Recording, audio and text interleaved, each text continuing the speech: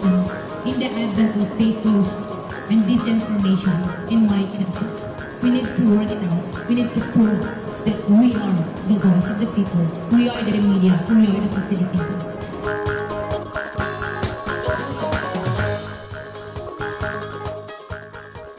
Aniya na ang mga balita nga nahagpat sa Newsline Philippines Information Center.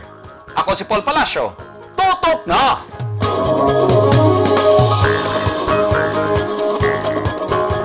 Sa mga headlines, number 1 sa drug watch list sa Davao City, nadakpan sa PDEA o NBI.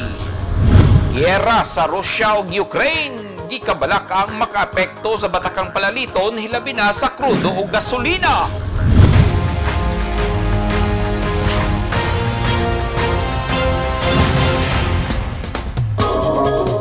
Sa detalye sa atong mga balita, daghan ka nato ang nagapangutana nga nung daghan man ang nagtamod sa nahitabong gyera tali sa Russia o Ukraine.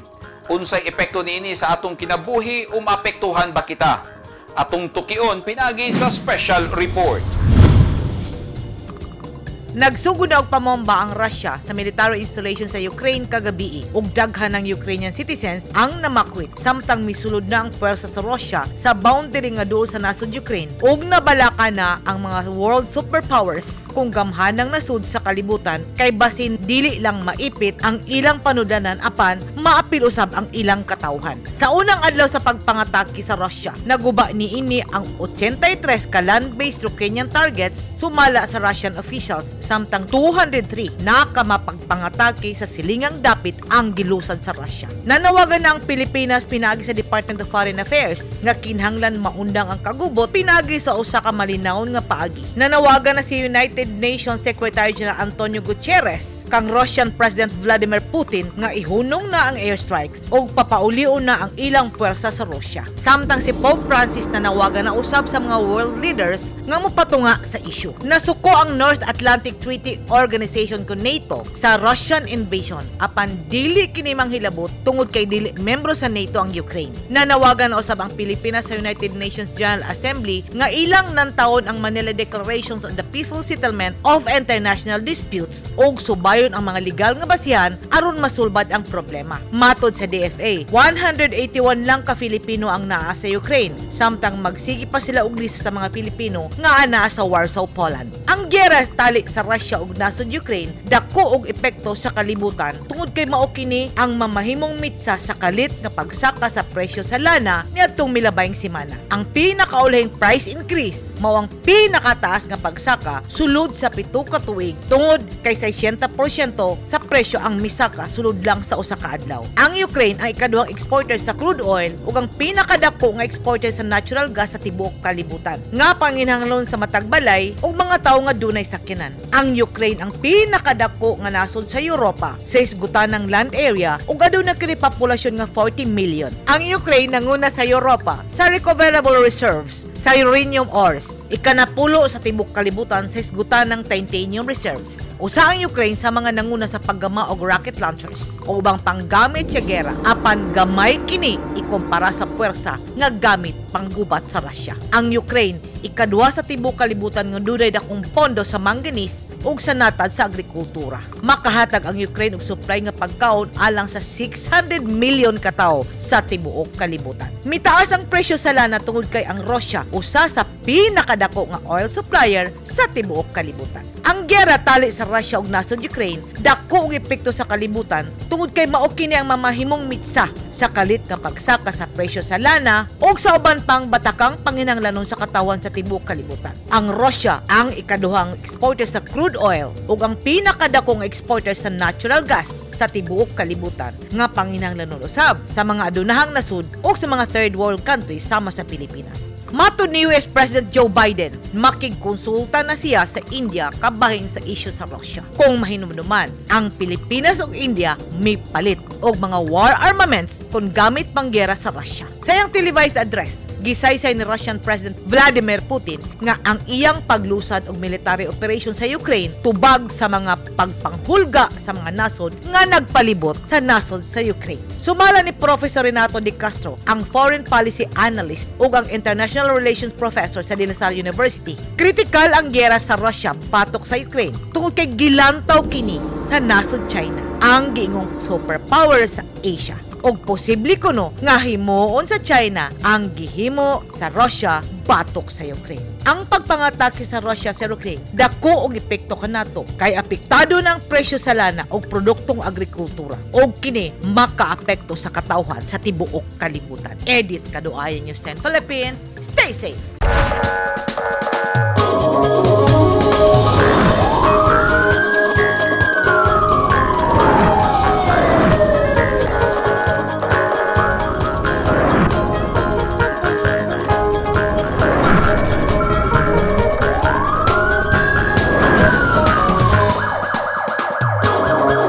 Numero 1 sa drug watch list sa Davao City ang nadakpan sa hiniusang operasyon sa PDEA o NBI. Ang suspect gawa sulod na sa prisuhan tungod sa illegal nga droga. Sa Davao del Sur, nadakpan sab ang top 8 high-value target sa ginadiling droga. Anyang report ni Ronnie Jun Otero. Giila sa PDEA 11 ang nadakpan nga suspect nga si Victor Pormento alias Vic o Tata, 60 anyos, residente sa San Antonio Village, Matina, Davao City, number 1 target list sa pagpayuhot og illegal nga droga. Sa report sa PDEA, gihimo ang joint drug bypass operation kauban ng NBI 11 sa lugar sa suspect ug una kining napalitan og balor 10,000 pesos. Sa gituang Shabu, dayon nasignitan pa kini og duha ka dagkong sachet nga naay sulod sa gituang Shabu nga tanan-tanan mo balor sa 285,000 pesos. Sa record sa PDEA, tuig 2004 na priso sa Pormento tungod sa illegal nga droga apan nakapiyansa. Tuig 2014 na priso na pod tungod gihapon sa pagpamaligyag illegal nga droga, pero nakagawas niadtong tuig 2019 pinaagi sa plea bargaining agreement. Apan wa matagam ang suspect og mibalik gihapon sa daotang bisyo.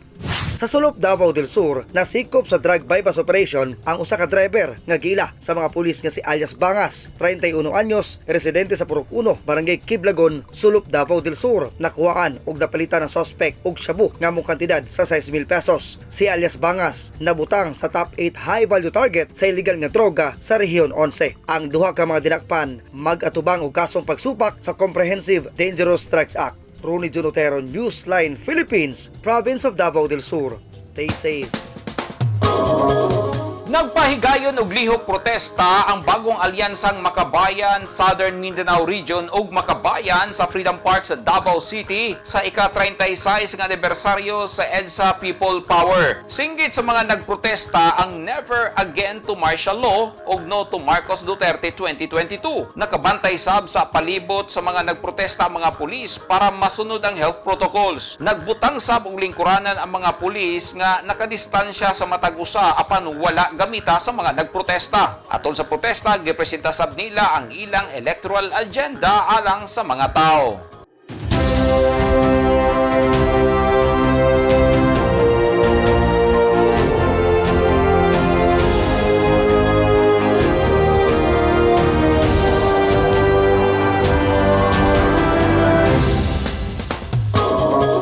This portion is brought to you by Toyota. This portion is brought to you by Rizal Memorial Colleges.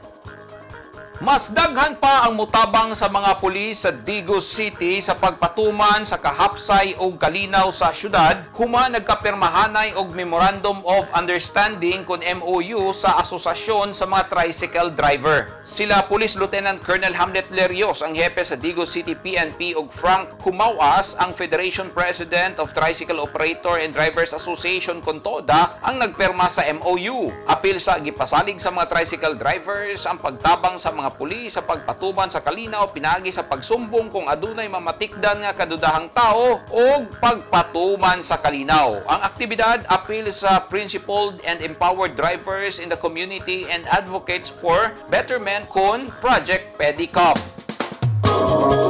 At tangi! TF Davao nakadawat na sab og bag-ong sakyanan nga magamit sa pag-deploy og mga tropa. O solar-powered water system magamit na gyud sa mga residente sa hilit nga sitio sa lungsod sa Alabel, Sarangani Province.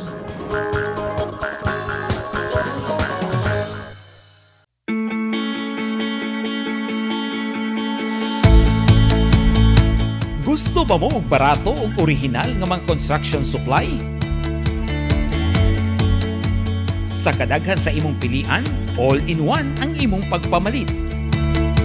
Tara na sa 3M1 ug T-Square Lumber and Construction Supply na himutang sa daang Hardika, Lanao ug Dayo Street, Kidapawan City.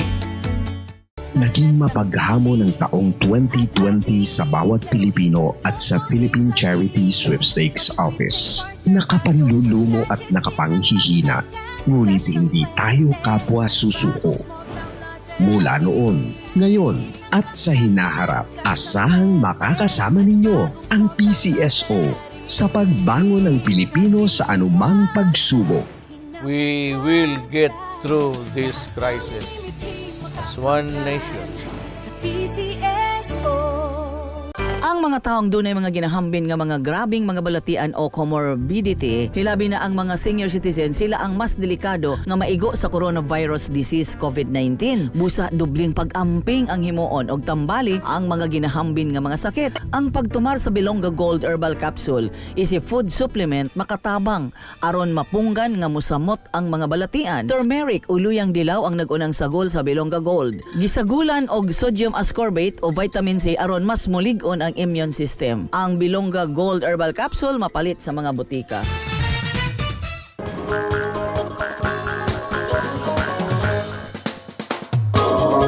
Nakadawat og bag-ong sakyanan ang Task Force Davao gikan sa lokal nga gobyerno nga magamit sa deployment sa ilang tropa. Usa ka closed van og motorsiklo ang gihatag sa LGU Davao.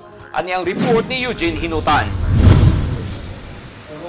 Gi-turnover na kaganyang buntag ngadto sa Task Force Davao ang usa ka closed van ug usa ka motorsiklo. Sumala ni Colonel Darin Cumia, ang commander sa Task Force Davao. Dako ang matabang sa bag-ong mga sakyanan alang sa mga sundalo, hilabi na kung dunay mga deployment. Dako jud kayo ang maitabang ni ana kay it definitely will boost the morale, the welfare and well-being of our personnel. Of course, ma-enhance pa jud ang reaksyon ng ating mga kasundaluhan labi na jud kung adunay mga deployment. Ang mga sakyanan gihatag mismo sa lokal nga gobyerno sa Davao nga gipasalamatan mismo ni Colonel Cumia. 8 na ka motorsiklo ug usa ka Travis closed van ang nahatag sa Davao LGU sa TF Davao. Busa lagi nagapasalamat ta sa Local Government Unit of Davao City sa atong halangdong mayor, Mayor Inday Sara Duterte sa suporta na sa kanunay gihatag sa Task Force Davao. Samtang tulo ka mga modular van sub ang na-turnover na sa tulo ka mga detachment sa dakbayan nga gidunar sa Filipino-Chinese Cultural Foundation Incorporated. Kagahapon Pebrero 24, duha ang na-turnover samtang ang usa niadtong Pebrero 11. Kana nga modular container vans isip billeting facility, dako jud ang maitabang. Again, it will help boost the morale, the welfare and the well-being.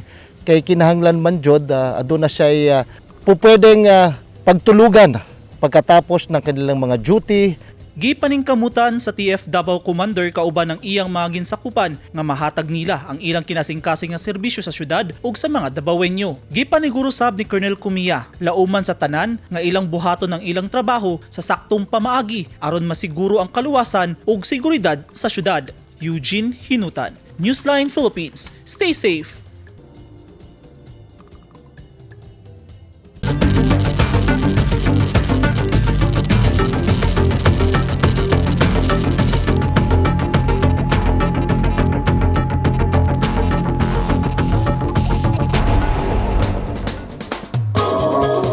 Nakabot na sa Cagayan de Oro City ang herd immunity sa makamatay nga virus kung asa 70% ang target nga kuhaon sa Department of Health sa nasod Pilipinas pinaagi sa vaccination. Apan kapin 80% na ang nakabot sa Cagayan de Oro City nga herd immunity bato COVID-19. Busa gidayeg sila sa National Vaccination Operations Center kon NVOC ang vaccination rollout sa CDO sanglit ang nisgutang syudad sa tibuok rehiyon NGS ang nakakabot sa target nga herd immunity kontra sa makamatay nga sakit. Gilangkuban sa LGU Managed Vaccination Site, CDO Mobile Vaccination Team, Department of Health, private o public hospitals ug sa pribadong sektor ang pagpabakuna. Kung kahinumduman, target mabakunahan sa CDO ang ilang 599,929 ka mga residente. Sa datos sa City Health Insurance Office, moabot sa 92.73% kung 556,356 ang naturukan sa ilang first dose, 88.64% kung 523,789 na ang natalang fully vaccinated, samtang anaa sa 16.28% ang nakadawat na sa ilang booster shot. Sa karon, padayong abli ang LGU managed site alang sa mga dili residente sa CDO aron matabangan na usab ang mga silingang munisipyo sa pagpabakuna sa ilang mga residente. Napahimuslan na sa mga residente sa hilit nga sitio sa Alabel, Sarangani Province ang solar-powered water system human kini gi-turn over sa gobyerno. Dili na maglisod ang mga residente sa pagkalos og tubig sa sapa. Anyang report ni Eugene Hinutan. Na-turnover na sa lokal nga gobyerno sa Alabel, Sarangani Province ang Level 2 solar-powered water system sa sitio Talifara, Barangay Alegria. Magamit na kini sa mga residente nga dugay na nilang gipangandoy sanglit kinahanglan pa nilang mobaktas og layo paingon sa sapa aron mohakot og tubig. Ang pondong gitukod sa proyekto gikan sa Congressional Office nga gisuportahan sa sangguniang bayan. Sumala ni Engineer Alexander Inuhardo sa Department of Public Works and Highways, Sarangani District Engineering Office, kapin 2.7 million pesos ang kantidad sa proyekto kung diin gikuha ang pondo gikan sa General Appropriations Act 2021 local program. Kahinumduman ang sitio Talifara na himong pugaran sa mga rebelde, hinungdan nga nabiyaan sa kalambuan ang lugar. Apan tungod sa ligon nga anti-insurgency campaign sa gobyerno, nakabaton na gyud og kalinaw ang lugar. Niadtong 2020, gideklara ang mga teroristang grupo ug ang legal front niini nga persona non grata sa katawhan sa sitio Talifara. Kahinumduman sab nga una nang gibisita ni Mayor Vic Salarda ang water system ferocement tank, solar panel ug ang tinubdan sa tubig niadtong Pebrero 16. Eugene Hinutan, Newsline Philippines. Stay safe. Gidala na usab sa LGU Mawab ang ilang serbisyo ngadto sa katawhan pinagi sa munisipyo to the Barrio Program o Retold Community Support Program. Gihimo ang serbisyo caravan sa lokal nga gobyerno sa Mawab sa gymnasium sa Mawab Elementary School aron makabenepisyo ang taga-baryo sa libreng anti-rabies sa mga hayop, libreng vitamins, check-up o legal services. Gipangunahan mismo ni Mayor Roberto Gonzaga III ang programa. Gihimo kini aron dili na mahago ang mga taga-baryo nga mamasahe pa aron makaabot sa munisipyo di kaha sa mga opisina sa lokal nga gobyerno.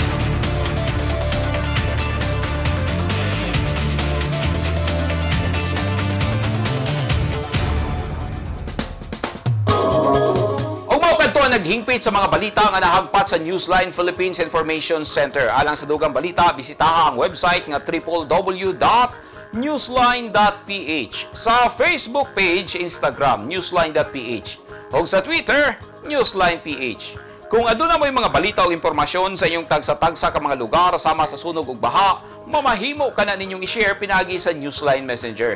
Makita usab ninyo sa Channel 49 ug Channel 50 sa NCTVN Cable TV sa North Cotabato. O mo-subscribe kita sa YouTube channel sa Newsline Philippines. So syempre sa app nga TikTok. Ako si Paul Palacio. Dagang salamat and stay safe!